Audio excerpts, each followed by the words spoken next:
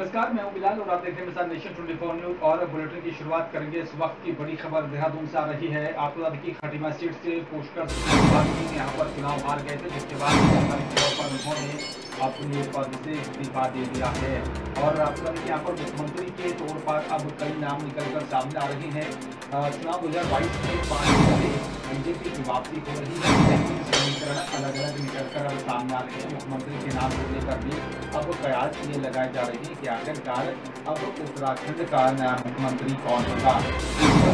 Khatima seat से चुनाव लड़ रहे थे, मौजूदा मुख्यमंत्री थे, लेकिन चुनाव हार गए हैं। अब देखना होगा कि क्या फिर से जो है इनको चुनाव लड़ाया जाएगा किसी सीट से, और किसी विधायक का यहाँ पर जो है रिजाइन करा करके उपचुनाव वहाँ पर होगा, जहाँ पे लेकिन और भी कई जो है प्रयास जो है निकल कर सामने आ रही है। और कई नाम ऐसे हैं जो निकल कर सामने आ रहे हैं। सीएम भाभी के इस्तीफे के बाद से सीएम की दौड़ में कई नाम निकल कर सामने आने लगे हैं।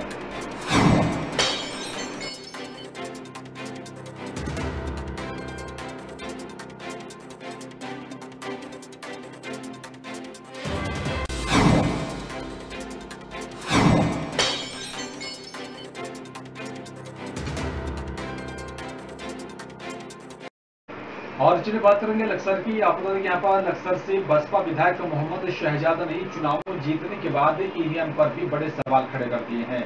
उन्होंने कहा है कि भविष्य में ईवीएम से अगर चुनाव हुआ तो लोकतंत्र बिल्कुल भी नहीं बचेगा।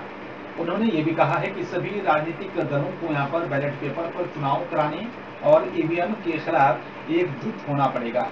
शहजाद विधायक ने यहाँ पर कहा है कि ईवीएम का दिन रात पहरा देने के बाद वो यहाँ पर चुनाव जीते हैं, और इसी तरह से खटीमा में यहाँ पर कांग्रेस प्रत्याशी को भी दिन रात पहरा देना पड़ा, जिसकी बदौलत उन्हें जीत हासिल हुई है। आज देश में सब कुछ ईवीएम पर चल रहा है। उन्होंने यहाँ पर बड़ी बेबाकी के साथ कहा है, अगर चुनाव बैलेट पेपर से होता तो उनकी जीत 25,000 से भी अधिक मतों से होती, लेकिन ऐसा नहीं हुआ। उन्होंने कहा है कि यहाँ पर बीजेपी प्रत्याशी संजय गुप्ता 5,000 का प्रत्याशी हैं, और इससे अधिक वोट उन्हें कैसे मिले, ये बड़ा सवाल है, आश्चर्यजनक की बात है। उन्होंने कहा है कि आज तक लक्सर में यहाँ पर कोई विकास नहीं हुआ। बीजेपी विधायक ने भी यहाँ पर अपना और साथ ही अपने परिवार का विकास किया, जनता का कोई भी विकास करने का उन्होंने काम नहीं किया। ये तो ईवीएम का कमाल है जो वो प्रत्याशी आज 24,000 वोट लिए हैं। मैं समझता हूँ कि देश से ईवीएम गायब होनी चाहिए। बैलेट से चुनाव अगर होता तो संजय गुप्ता मैं समझता हूँ 5,000 का प्रत्याशी है। 100% ईवीएम का कमाल है।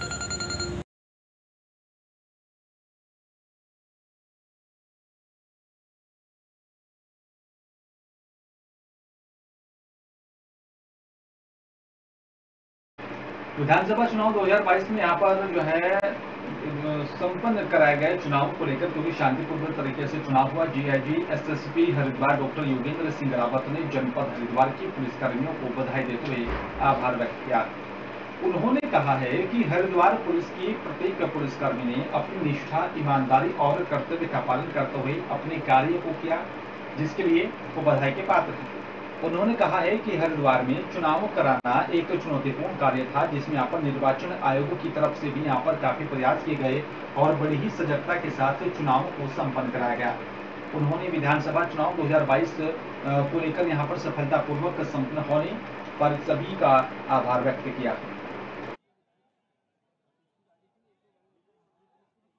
विधानसभा 2022 चुनाव को निष्पक्ष, पारदर्शी और त्रुटिहीन रूप से संपन्न कराने के लिए मैं हरिद्वार पुलिस के प्रत्येक पुलिसकर्मी का आभार व्यक्त करता हूं और बधाई देता हूं। हरिद्वार में चुनाव कराना सदैव से चुनौतीपूर्ण रहा है, क्योंकि यह जनपद विभिन्न कारणों से संवेदनशील है और इलेक्शन कमीशन ऑफ इंडिया तथा राज्य निर्वाचन आयोग भी इस ओर से संवेदनशील था। परंतु प्रत्येक पुलिसकर्मी ने अपने अदम्य निष्ठा, साहस, कर्तव्यपरायणता एवं मेहनत का परिचय देते हुए इस चुनाव को निष्पक्ष और निर्विघ्न रूप से संपन्न कराया है, जिसके लिए मैं उनका एक बार पुनः आभार व्यक्त करता हूं और उनको उस कार्य के लिए बधाई देता हूं।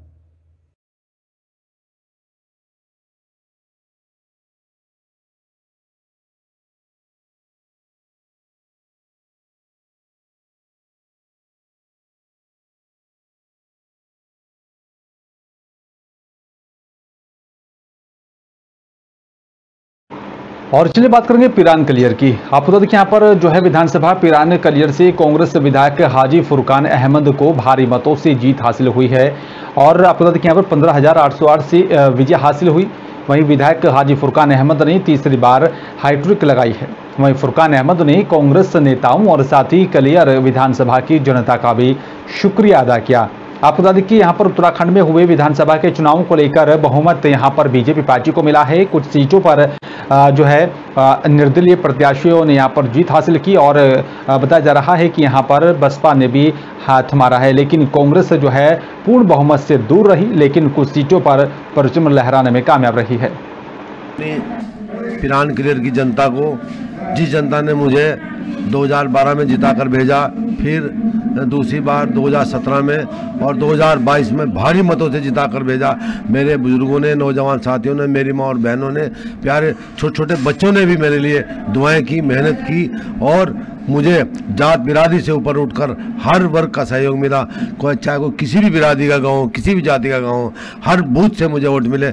मैं ये जीत मेरी नहीं, मेरी पिरान कलियर की सभी जनता की जीत है और सबके सहयोग से मैं जीत कर आया हूँ। मैं ये अपने जो जीत का श्रेय अपने पिरान कलियर की सभी जनता को देता हूँ।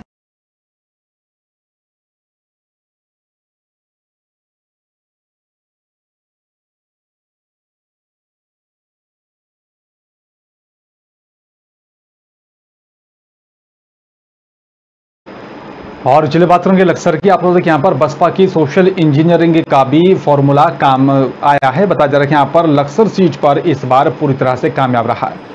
इस जो है 20 चुनाव में यहाँ पर लक्सर से बसपा प्रत्याशी मोहम्मद शहजाद ने यहाँ पर बीजेपी के संजय गुप्ता को हराकर इस फॉर्मूले की यहाँ पर सफलता पर मुहर लगा दी। संजय गुप्ता पिछले 10 साल से यहाँ पर लक्सर में बीजेपी के विधायक रहे हैं। लक्सर सीट पर इस बार बसपा के मोहम्मद शहजाद विधायक निर्वाचित हुए। शहजाद बताया जा रहा है कि 2002 और 2007 में बसपा के टिकट पर मुरादाबाद से विधायक रह चुके हैं।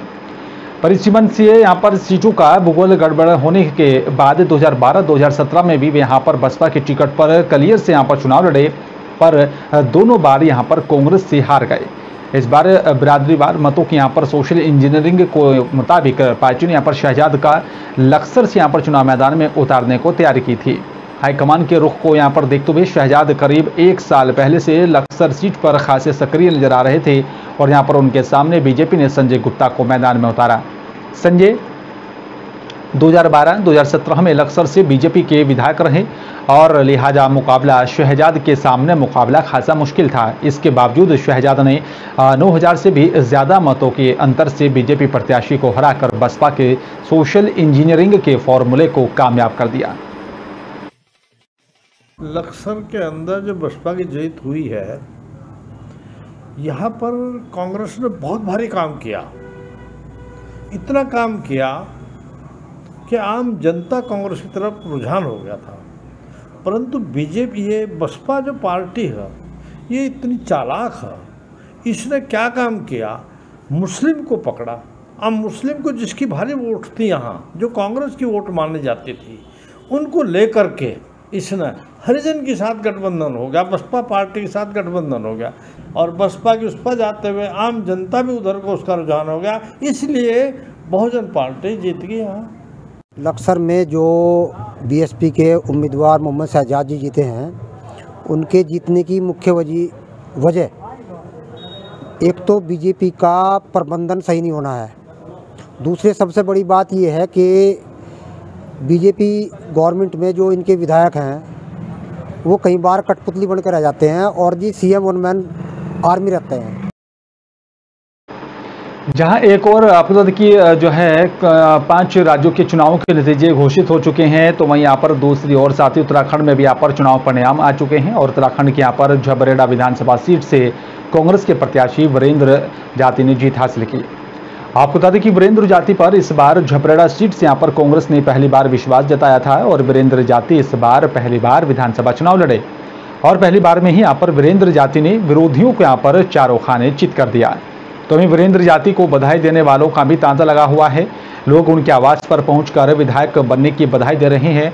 वहीं इस मौके पर अपनी जीत को उन्होंने यहाँ पर जनता की जीत करार दिया और साथ ही उन्होंने कहा है कि यहाँ पर मैं झबरेड़ा की जनता को विश्वास दिलाता हूँ कि यहाँ पर झबरेड़ा की जनता की यहाँ पर हर समस्या के समाधान के लिए झबरेड़े का यहाँ पर विकास के लिए लगातार काम करूंगा।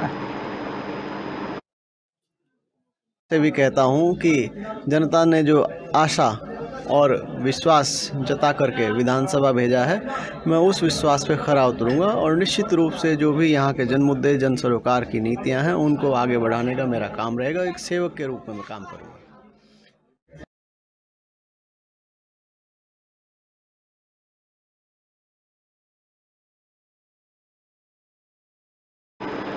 और आपको बता दें कि यहाँ पर मणिपुर चुनाव में यहाँ पर जनता दल यूनाइटेड पार्टी ने यहाँ पर 6 सीटों पर अपनी जीत हासिल की है। जीत की यहाँ पर खुशी जनता दल यूनाइटेड पार्टी की तरफ से यहाँ पर पूरे देश में जो है मनाई जा रही है। आपको बता दें कि जनता दल यूनाइटेड पार्टी मध्य प्रदेश इकाई के पदाधिकारियों और साथ ही यहाँ पर कार्यकर्ताओं ने पूरे प्रदेश में जीत की खुशी को मनाते हुए आमजन के बीच में जाकर मिठाई का वितरण किया। इसी जो है दौरान जनता दल यूनाइटेड पार्टी के यहाँ पर जबलपुर कार्यालय में भी प्रदेश अध्यक्ष सूरज जायसवाल की तरफ से मणिपुर चुनाव की जीत की खुशी में यहाँ पर मिठाई का वितरण किया गया और एक दूसरे को मिठाई खिलाकर खुशी का इजहार किया गया है। परिणाम घोषित हुए हैं और हम सब बहुत ज़्यादा उत्साहित हैं कि मणिपुर में जनता दलियों को एक बड़ी कामयाबी मिली है और हमारे वहाँ 6 विधायक निर्वाचित होकर आए हैं और मणिपुर में अब जनता दल यू एक राज्य स्तरीय पार्टी का दर्जा उसने प्राप्त कर लिया है। और नॉर्थ ईस्ट में चाहे वो मणिपुर हो, नागालैंड हो, अरुणाचल हो, यहाँ चुनाव हुए हैं। जनता ने पूर्ण बहुमत के साथ, अच्छी ताकत के साथ जनता दल यू के प्रत्याशियों को विजय बनाया है। रीवा जिले के पूर्व दबंग विधायक लक्ष्मण तिवारी उमरिया जिले के पाली में यहां पर जन अस्मिता यात्रा लेकर पहुंचे, जहां पर पत्रकार वार्ता करते हुए बताया कि प्रदेश में एक बार फिर से विंध्य प्रदेश बनाने की मांग उठने लगी है। पूर्व विधायक लक्ष्मण तिवारी ने जन अस्मिता यात्रा आंदोलन में यहां पर विंध्य प्रदेश बनाने की मांग की। उन्होंने कहा है कि यहाँ पर विंध्य क्षेत्र हर जरूरी भूमिकाओं को यहाँ पर निभाता है और इसके बावजूद भी यहाँ पर विंध्य क्षेत्र को यहाँ पर प्रेक्षित रखा गया। उन्होंने ये भी कहा है वे विंध्य क्षेत्र को यहाँ पर विंध्य प्रदेश बनाने की सरकार से मांग करते हैं और विंध्य को यहाँ पर प्रदेश बनाने को अभी जो मुख्य उद्देश्य बेरोजगारों को यहाँ पर रोजगार के अवसर मुहैया कराना और ये पशुओं के लिए यहाँ पर योजना बनाकर उन्हें सुरक्षित रखना, गरीब लोगों के यहाँ पर मदद करना। पूर्व विधायक ने यहाँ पर विंध्य प्रदेश नहीं बनने पर जन आंदोलन की भी चेतावनी दी है।